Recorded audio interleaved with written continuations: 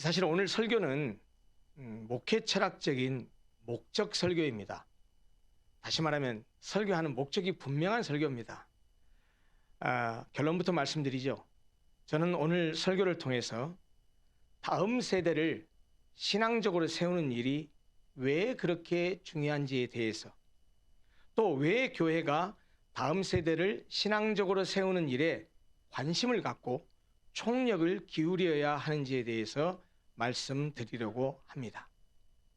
더 구체적이고 현실적으로 말씀드리자면, 아까 광고했듯이 우리 교회가 다음 세대를 위한 교육관을 준비하는 상황에서 그 이유가 무엇인지를 나눔으로써 성도들 가운데 한 사람도 이 일에 강 건너 불구경하듯이 하지 않고 모두가 힘을 합해서 자기의 믿음대로, 자기의 능력대로, 그리고 믿음을 따라서 함께 힘을 모아주시기를 부탁드리려고 합니다. 우리가 함께 읽은 이 본문 사사기는 여호수아서에 이어지는 구약의 7번째 책입니다. 이 사사기는요, 다른 뜻이 아닙니다. 사사기라고 했을 때 사사는 히브리어로 쇼페팀이라는 단어를 번역한 말인데요. 이 쇼페팀이라는 히브리어는 지도자, 재판관, 판사를 의미합니다. 그래서 이 사사로 번역된 이 말은, 이 쇼페팀이라는 말은 이스라엘 백성들이 430년 동안 애굽에서 종살이를 하다가 출애굽에서 40년의 광야 생활을 거치고 가나안 땅에 들어갔습니다. 들어가서 여호수아의 영도 아래 가나안 7족속을 정복하고 이제 12지파가 땅을 분배받아서 이제 정착을 하게 되죠. 그 정착을 하고 나서 이스라엘이 12지파가 다 모아진 통일 왕국이 형성되는 것은 가나안 땅에 들어간 이후 약 450년 후의 일입니다. 그러면 가나안 땅에 들어간 다음에 이스라엘 백성들은 누가 어떻게 통치했느냐? 바로 그 이스라엘 백성들을 통치했던 사람들이 누구냐면 오늘 우리가 본 사사들입니다. 이 쇼피팀이라는 단어가 아까 말씀드렸지만 지도자, 재판관이라는 뜻이라고 말씀드렸는데, 그들이, 이 사사들이 이스라엘 민족을 통치했습니다. 왕은 아닙니다. 그러나 이들의 역할은 뭐였냐면 이스라엘 백성들 사이에 송사건, 재판건이 벌어지면 판사 역할을 했습니다. 하나님 말씀 비춰볼 때 이게 옳고 이게 그러다, 네가 잘했고 네가 잘못했다, 이렇게 재판관의 역할을 해주었습니다. 평상시 때는요. 그런데 전시가 되면 전쟁이 일어나게 되면 외군들이 다른 나라가 침략해 들어오면 전쟁을 할 때, 나가 싸울 때 전쟁의 장군 역할, 전쟁 지도자의 역할을 했던 사람도 사사입니다. 그래서 이 사사는 어떤 의미에서 재정 일치를 이룬 통치자라고 말할 수 있습니다. 그래서 우리말로는 사사라고 번역했는데요, 한자 말입니다. 선비사, 가르칠 사자를 써서 사사라고 번역했습니다. 그래서 사실 우리 개신교에서는 사사기, The Book of Judges, 영어로 말하면 그렇게 되어 있는데요, 그것을 번역해서 사사기로 번역했는데 카톨릭이나 다른 쪽에서는 이 사사기를 보통 판관기라고 번역합니다. 요약해서 말하자면 사사기는 이스라엘 백성들이 이집트에서 430년 동안 노예 생활을 하다가 모세와 여호수아의 인도로 약속의 땅 가나안에 들어간 이후 이스라엘 왕국의 초대왕 사울이 세워지기 전까지 약 350년 동안 이스라엘 백성을 다스리던 사사들의 역사를 담고 있다는 말입니다. 그런데요, 우리가 함께 읽은 이 본문 2장 6절부터 우리가 함께 읽었습니다. 이 본문을 포함해서 1장 1절부터 3장 6절까지는 사사기의 서론입니다. 이 서론격인 1장 1절부터 3장 6절까지는 바로 사사기 앞에 있는 책, 뭐죠? 여호수아서입니다. 여호수아서의 마지막 2장, 23장과 24장에 기록된 이스라엘 백성을 향한 여호수아의 마지막 고별 설교와 깊은 관계가 있습니다. 모세의 뒤를 이어서 이스라엘 백성들을 가나안 땅으로 인도한 여호수아가 나이가 들어서 죽음을 앞둔 순간에 이스라엘 모든 지파를 세겜에 모읍니다. 그리고 이스라엘 모든 백성에게 마지막 유언과도 같은 설교를 합니다. 그게 여호수아서 23장, 24장의 내용입니다. 그들에게 한 여호수아의 그 설교의 핵심을 요약한다면 두 가지로 요약할 수 있습니다. 첫째, 하나님을 향한 믿음으로 끝까지 가나안 정복을 완수하고 하나님이 주신 이 땅에 정착해 살아라. 그게 첫 번째입니다. 두 번째, 다른 하나는 그 땅에서, 가나안 땅에서 그 가나안 땅 칠족속들이 섬기는 다른 이상한 이방신을 섬기지 말고 오직 여호와만을 섬기라 라고 하는 것이 이 여호수아가 마지막 죽음을 앞둔 순간에 고별 설교를 하는 설교의 핵심적인 내용입니다. 그런데 여러분, 불행하게도 이스라엘 백성들은 이 두 가지의 간절한 설교의 내용을 실패하고 말았습니다. 바로 사사기의 서론인 1장 1절부터 3장 6절까지의 말씀이 바로 이 두 가지를 실패했다는 사실을 간략하게 요약해서 말하고 있습니다. 그 가운데 우리가 2장 6절부터 읽었는데요. 1장 1절부터 본문 직전 2장 5절까지는 이스라엘이 가나안 땅 정복에 실패했다는 사실을 보여줍니다. 그리고 우리가 함께 읽었었던 2장 6절부터 다 읽지는 못했지만 3장 6절까지 거기에는 이스라엘이 여호와만을 섬기는 일에도 실패했다는 사실을 보여줍니다. 그러니까 우리가 읽은 본문은 이스라엘 백성들이 여호수아가 간곡하게 요청했었던 그 설교의 핵심적인 내용 중에 하나, 가나안 땅에 들어가면 여호와만을 섬겨야 된다라고 얘기했는데 그 사실이 실패했다는 사실을 이야기하고 있는 그 내용 가운데 일부입니다. 앞부분입니다. 그래서 오늘 우리가 읽은 본문은 이스라엘이 여호와만을 섬기는 일에 왜 실패했는지, 그 실패한 이유가 무엇인지를 우리에게 명확하게 보여주고 있습니다. 결론부터 말하자면 여호수아 당대에는 여호와를 잘 섬겼지만 다음 세대는 그러하지 못했다고 합니다. 다음 세대를 신앙적으로 세우지 못했기 때문입니다. 이제 본문을 한번 잠깐 들여다보죠. 먼저 8절과 9절을 보면요, 여호수아의 죽음과 장례에 대한 이야기를 합니다. 여호수아가 죽고 장사되었다라는 사실을 밝히고 있는데요, 이 8절과 9절을 중심으로 해서 앞에 있는 6, 7절 그리고 뒤에 있는 10절이 아주 너무 다른 상황이 전개된다는 사실을 대조해서 보여줍니다. 다시 말하면 여호수아와 그와 동시대 장로들이 죽은 다음에 그 죽음을 전후로 해서 이스라엘의 영적 상황이 급격하게 변화되었다라는 사실을 이 사사기 저자가 우리에게 알려줍니다. 한번 6절을 보실까요? 6절은 전에라는 말로 시작해서 이 전에라는 말은 8절과 9절의 여호수아의 죽음과 장례를 기점으로 해서 전에니까 여호수아가 살아있을 때, 예전에 여호수아가 이스라엘 백성들을 데리고 와서 가나안 땅을 정복했을 때 이런 말이에요. 전에, 과거에 여호수아가 백성을 보내매 이스라엘 자손이 각기 그들의 기업으로 가서 땅을 차지하였고 라고 함으로써 여호수아가 죽기 전에는 이스라엘이 12지파가 전 민족적으로 행했던 가나안의 주요 거점 정복 명령에 순종해서 성공했다라는 사실을 보여줍니다. 언제요? 전에 여호수아가 살아있을 때. 그리고 7절은 여호수아 당대인들은 여호와를 잘 섬겼다고 보충해서 말합니다. 7절 한번 보시겠습니까? 이렇게 말해요. 백성이 여호수아가 사는 날 동안과 여호수아 뒤에 생존한 장로들, 즉 여호와께서 이스라엘을 위하여 행하신 모든 큰 일을 본 자들이 그들이 사는 날 동안에 여호와를 섬겼대요. 잘 보십시오. 7절 주어가 뭡니까? 동사는 섬겼더라예요. 여호와를 섬겼더라예요. 주어가 무엇입니까? 백성이에요. 어느 백성?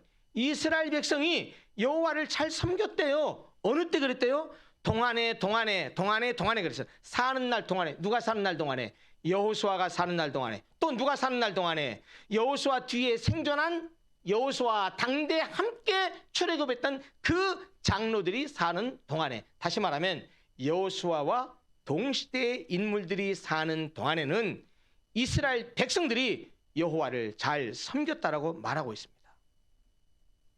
여호수아와 여호수아가 죽은 뒤에도 생존한 장로들은 이스라엘 백성들이 출애굽에서 가나안에 입성하기까지 하나님께서 이스라엘을 위해서 행하신 모든 큰일, 홍해를 육지처럼 건너고 낮에는 구름 기둥으로 밤에는 불 기둥으로 인도하시고 물이 없어서 목말란 그들을 반석을 쳐서 마시게 하시고 마라의 쓴물을 단물로 바꿔주시고 고기가 먹고 싶다고 하니까 만나와 메추라기로 먹이시고, 이렇게 맨날 하나님께서 이스라엘 위해서 행하셨던 큰 일들을 직접 보고 체험한 사람들이란 말이에요.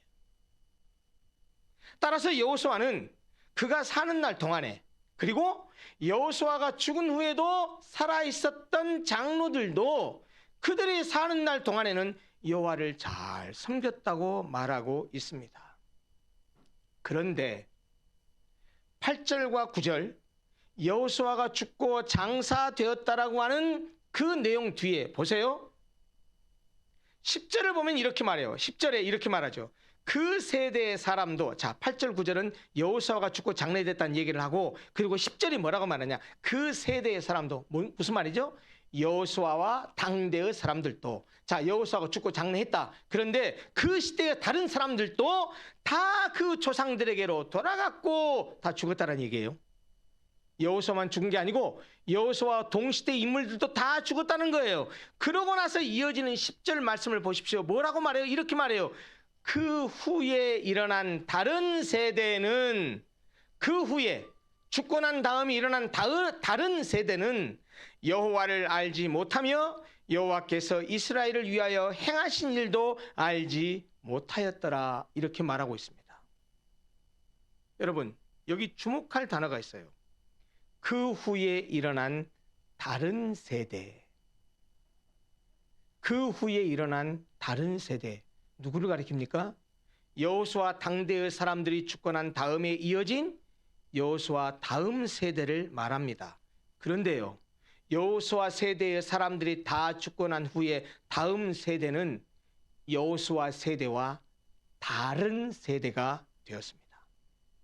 어떻게 달랐습니까? 여호수아 세대는 여호와를 알았지만 여호수아 다음 세대는 여호와를 알지 못했습니다. 여호수아 세대는 여호와께서 이스라엘을 위하여 행하신 일들을 알았지만 여호수아 다음 세대는 여호와께서 이스라엘을 위하여 행하신 일을 알지 못했습니다. 여호수아 세대의 죽음을 전후해서, 즉 여호수아 생전 세대와 사후 세대 사이에 깊은 엄청난 신앙적 단절이 생겼다라는 말입니다. 한마디로 말하면 선대의 신앙이 다음 세대로 계승되지 못했다는 말입니다. 자, 그렇다면 선대와는 전혀 다른 세대인 여호수아 다음 세대는 어떻게 되었을까요? 신앙이 계승되지 못한 다음 세대에 따라온 결과가 무엇이었을까요? 실로 끔찍한 결과를 가져옵니다. 그것이 오늘 우리가 함께 읽은 11절 이하입니다. 같이 한번 읽어보십시다. 다시 한번 읽죠. 11절입니다.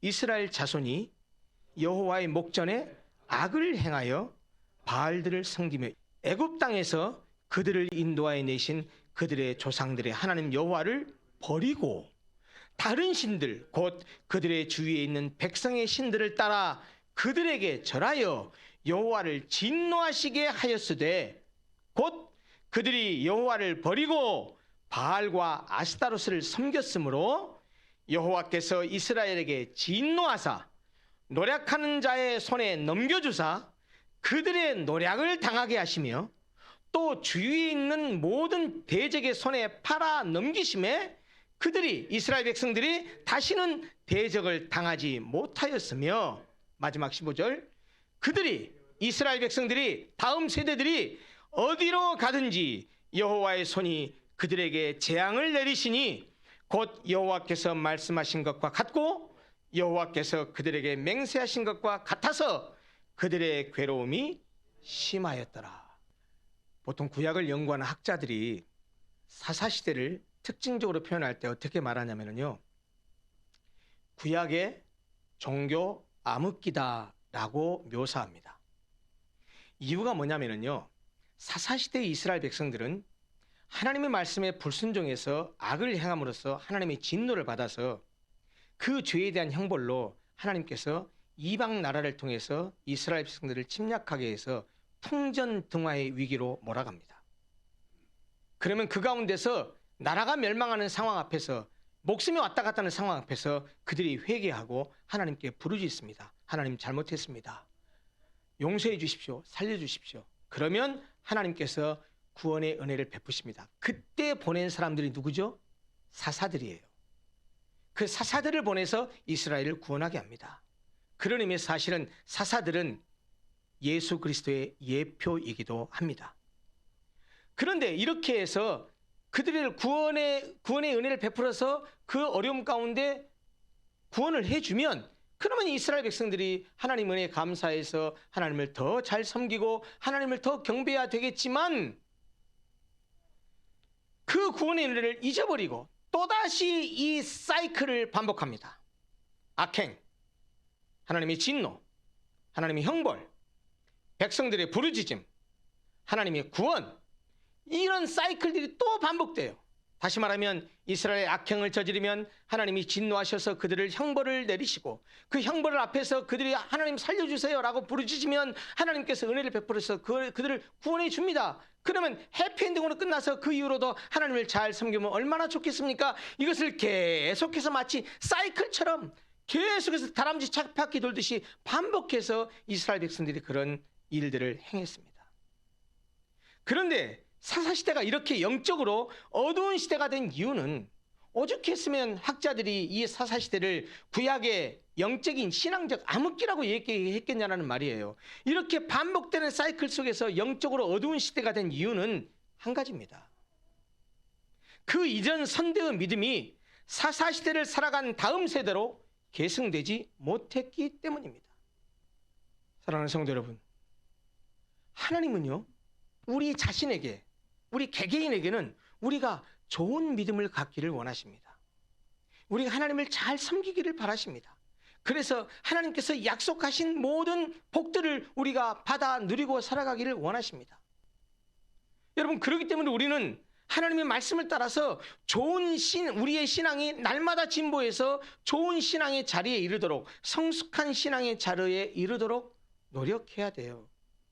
그러나 하나님은 우리가 단순히 우리가 이 땅에서 행복하고 사는 것으로 끝나는 것으로 그치지 않습니다. 하나님께서는 우리가 우리의 신앙을, 우리의 자녀, 우리의 후손, 다음 세대에게 우리가 가진 믿음을 잘 전수해 주어서 신앙이 계승 발전되어 가기를 바라십니다. 그런데 불행스럽게도 지금 우리 한국교회는 다음 세대가 점점 사라져가는 심각한 위기에 처해 있습니다. 다 이구동성으로 말합니다. 제가 설교를 준비하면서 인터넷 기사를 통해서 다 검색을 해봤어요. 최근 통계가 2023년 올해 통계는 없어요. 작년, 재작년 통계가 있더라고요.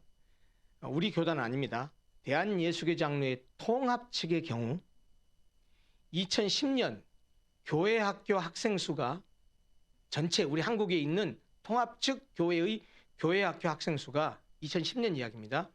27만 5천여 명이었는데 10년이 지난 2020년의 경우 17만여 명으로 40% 가까이 줄었고, 중고등부는 2010년 18만 8천여 명에서 2020년에는 10만 9천여 명으로 중고등부 역시 40% 가까이 감소했습니다.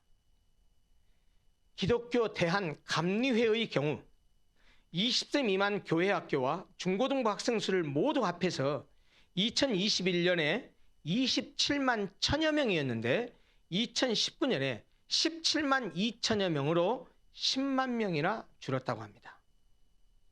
자, 다른 교단 얘기하지 말고 우리 교단 얘기해 볼까요? 대한예수교 장로회 합동 측 우리 교단도 마찬가지입니다. 우리 교단은 우리나라의 최대 교단입니다. 교회 수가 가장 많습니다. 대한예수교 장로회 합동 측 교단 산하에 전국에 1만 2천여 교회가 있습니다. 2020년 11월과 12월 두 달간에 전국에 있는 모든 교회를 전수조사하지 못하고 표본조사를 했는데 1257개 교회를 대상으로 인터넷 설문조사를 진행했습니다. 그 결과 담임 목사 및 주일학교 담당자들에게 물어서 얻은 답이 있는데 뭐라고 물었냐? 주일학교 부서 조직 현황을 물었더니 주일학교 부서가 없다는 교회가 우리 교단 산하에 전국 교회를 다 설문한 건 아니고 1257개를 설문했는데 그중에 22.4%가 주일학교 부서가 없다고 답을 했습니다. 주일학교, 유년주일학교가 10명 미만인 교회, 중고등부가 10명 미만인 교회를 물었더니 둘 다 50%였습니다. 이마저도 전수조사가 아닌 자발적인 응답자들의 답변인 점을 감안한다면, 표본조사했다고 생각한다면 우리 교단 내의 주일학교 위기는 통계 수치보다 지금 3년이 지났지만 지금의 상황은 더 심각할 것으로 예측됩니다. 그래서 교계 일각에서는 2030년이 되면 주일학교의 90%가 사라질 것이라는 비관적인 전망을 하고 있습니다. 남은 10%는 대형교회를 가리킵니다. 대형교회만 주일학교가 살아남고 중소교회, 개척교회, 소형교회들은 아예 주일학교가 사라질 것이라고 하는 비관적인 전망을 내놓기도 했다라는 말입니다. 여러분, 교회 내의 다음 세대의 위기는 곧 한국교회 자체의 위기입니다. 다음 세대를 세우지 아니하면 한국교회는 정말 소망이 없습니다. 그러면 다음 세대를 세우는 것이 우리의 과업인데 우리는 물어야 됩니다. 그러면 다음 세대를 세우기 위해서 우리가 무엇을 어떻게 해야 될까요? 오늘 두 가지만 좀 말씀을 드리려고 합니다. 하나는 가정, 하나는 교회입니다. 우선은 가정에서 우리의 자녀들을 믿음으로 잘 양육하고 가르쳐야 합니다. 모든 교육의 출발은 가정에 있습니다. 신앙교육도 마찬가지입니다. 따라서 부모된 우리가 자녀들에게 신앙의 본을 보여줌으로써 그들이 자연스럽게 우리 부모의 신앙을 따라오게 하고 본받게 해야 됩니다. 우리가 먼저 자녀들에게 성경을 읽고 기도하는 모습을 보여주어야 됩니다. 그러면 우리의 자녀들도 우리를 따라서 성경을 읽고 기도할 것입니다. 우리가 주일을 온전히 성수하고 또 온전한 11조를 드리며 충성되게 교회를 섬기는 모습을 보여주어야 됩니다. 그러면 우리의 자녀들도 주일 성수, 11조, 교회 봉사를 너무나도 당연하고도 자연스러운 신앙의 모습으로 여기고 본받을 것입니다. 우리가 먼저 세상 풍속을 따르지 아니하고 진리의 말씀을 따라 사는 모습을 보여줘야 됩니다. 그러면 우리 자녀들도 장차 사회의 구성원이 되었을 때, 그들이 성장했을 때 그들도 역시 이 세상을 본받지 아니하고 주님의 말씀을 따라 살아갈 것입니다. 우리 자녀들의 미래의 모습은 우리 부모들에게 달려 있습니다. 교육학에서 하는 유명한 경구 아시지요? 자녀들은 부모의 뒷모습을 보고 자란다.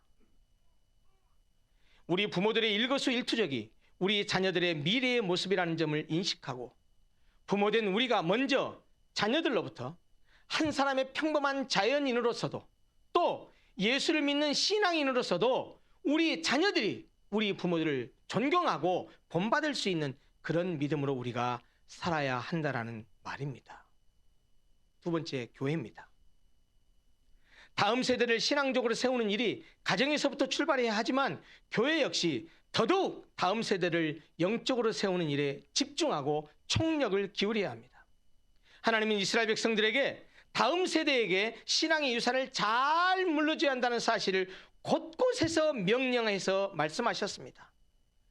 아까도 말씀드렸다시피 우리가 지금 새벽 기도 때 나누고 있는 말씀이 출애굽기입니다. 매일 묵상 말씀이 출애굽기인데 얼마 전에 보았던 출애굽기 말씀에도 이런 말씀이 있습니다. 제가 그냥 읽겠습니다. 들어보십시오. 6월절에 관한 말씀을 하나님께서 모세에게 말씀하면서 이 사실을 자녀들에게, 후손들에게, 다음 세대에게 가르치고 알려주라라고 분명하게 말씀하십니다. 제가 본문에 있는 말씀 그대로 읽어드립니다. 여호와께서 애굽 사람들에게 재앙을 내리려고 지나가실 때에 문 인방과 좌우 문설주의 피를 보시면 여호와께서 그 문을 넘으시고 멸하는 자에게 너희 집에 들어가서 너희를 치지 못하게 하실 것임이니라. 너희는 이 일을 규례로 삼아 너희와 너희 자손이 영원히 지킬 것이니 너희는 여호와께서 허락하신 대로 너희에게 주시는 땅에 이를 때에 이 예식을 지킬 것이라. 이후에 너희의 자녀가 묻기를 이 예식이 무슨 뜻이냐 하거든 아버지, 어머니, 도대체 지금 이렇게 유월절 예식을 하는데 이 유월절이라는 것이 무엇입니까? 라고 묻거든 너희는 이르기를 이는 여호와의 유월절 제사라. 여호와께서 애굽 사람들에게 재앙을 내리실 때에 애굽에 있는 이스라엘 자손의 집을 넘으사 우리의 집을 구원하셨느니라 하라 하매 백성이 머리 숙여 경배하니라. 잠언 22장 6절을 보면 자녀교육, 다음 세대 교육에 대해서 이렇게 말씀합니다. 마땅히 행할 길을 아이에게 가르치라.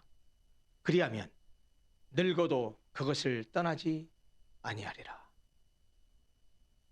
사랑하는 성도 여러분, 다음 세대를 세우는 일은 교회의 가장 중요한 사명 가운데 하나입니다. 다음 세대를 살리고 다음 세대를 신앙적으로 세우기 위해서 교회가 총력을 기울여야 하는 이유가 여기 있습니다. 교회는 다음 세대를 위한 투자를 아까워해서도 안 됩니다. 다음 세대가 하나님의 말씀으로 신앙교육을 잘 받을 수 있는 환경을 우리 어른들이 만들어줘야 됩니다. 그런 장을 열어줘야 됩니다. 그들이 교회에 오는 것이 즐겁고 행복해야 됩니다. 교회에 가는 것을 바라고 기대하게 해줘야 됩니다. 우리는 안락하고 편안한 예배당에서 예배드리면서 다음 세대들은 열악한 환경에서 예배드리게 하면 안 됩니다. 다음 세대를 위해서라면 우리 기성세대가 어른들이 모든 것을 그들에게 양보할 줄 알아야 됩니다. 기성세대가 모든 것을 그들에게 쏟아부어야 됩니다. 왜요? 그들이 우리의 미래요. 우리 교회의 미래이기 때문입니다.